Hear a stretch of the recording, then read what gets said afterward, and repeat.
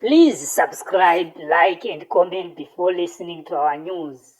We promise to deliver fresh news and legit news without fear, bias and favor.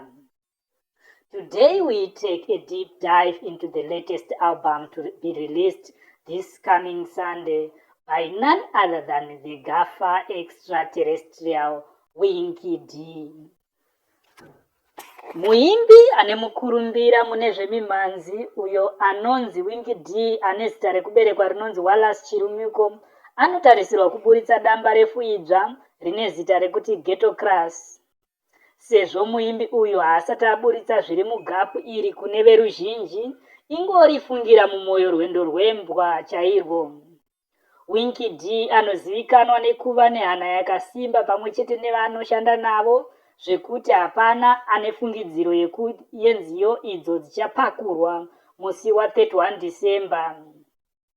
Mugore rapfuura Winky D akaita albhamu rakanakidza vanhu sezvo akaimba nevanhu vakawanda, apo akaita imwe nziyo nemuimbi wechidiki anonzi Holy 10 iyo yakazokonzera bongozozo, bopoto, kuvengana kwevaviri ava mushure mekunge Holy 10 apidiguka ati iye akabatiswa madhaka pasina mvura sezvo aisaziva zvaive zviri munziyo yaiimbwa naWinky D inonzi ibotso.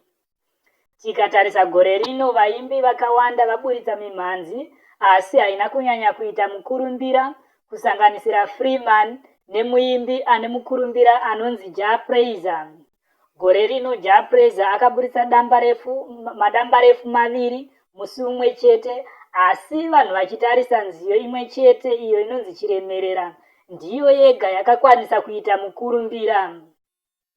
Zvichakadaro tinoona gore rave kunopera Prayzah akabva aburitsa imwe mhanzi inonzi Waletically, iyo inonzi yakazara zvinyadzi zvisingakwanise kuonekwa nevazhinji uye neveruzhinji.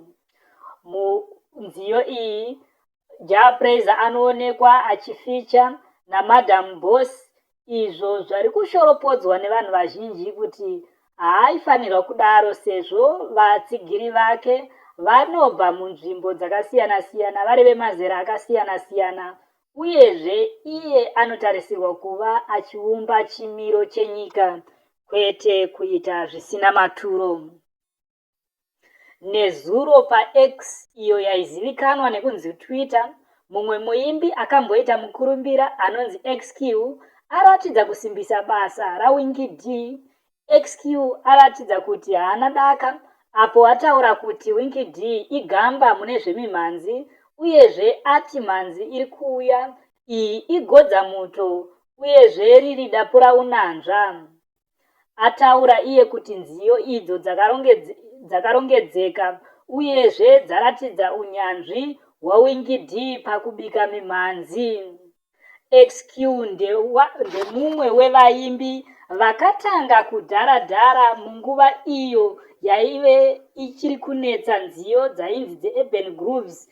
XQ uyo akaimba nevanhu vakasiyana-siyana mumakore ake ekushanda aratidza kuti apemberera unyanzvi unoratidzwa naWinky D pakuramba achisimudzira.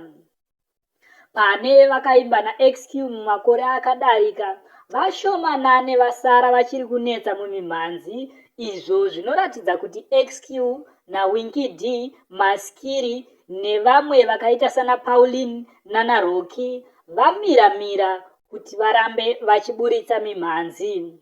Vamwe vakamboimba munguva idzi vanosanganisira vana Nasty Tricks, maFreak avo vekuimba kazevezeve naPauline vanoratidza kuti havachanzwike uyezve havachatsikisa mimhanzi. Winky D ave nemakore 20 achingotsikisa mhanzi. Kubva muna 2004 Winky D aramba achingokura panyaya dzekuridza nekubata ngoma. Winky D uyo anoshandidzana neumwe munin'ina wake Lion aratidza kurongeka makore ose apfuura. Kubva achitanga Winky D akava namaneja mumwe chete, uyezve ngoma dzake dzinoratidza kuti dzanakidza vemazera ese. Subscribe to this YouTube channel as we are going to start reviewing the latest songs by Winky D on the latest album. We have been privileged to get the songs before their release, and we will review them one by one. So we encourage you to subscribe to our YouTube channel. You can also comment. Like and share so that others will reach to these good news. Tinoti makorokoto kuna mukoma Wallace Chirumiko Winky D, the gaffer, extraterrestrial, muridzi wengoma, the asset of our nation or the treasure of our nation.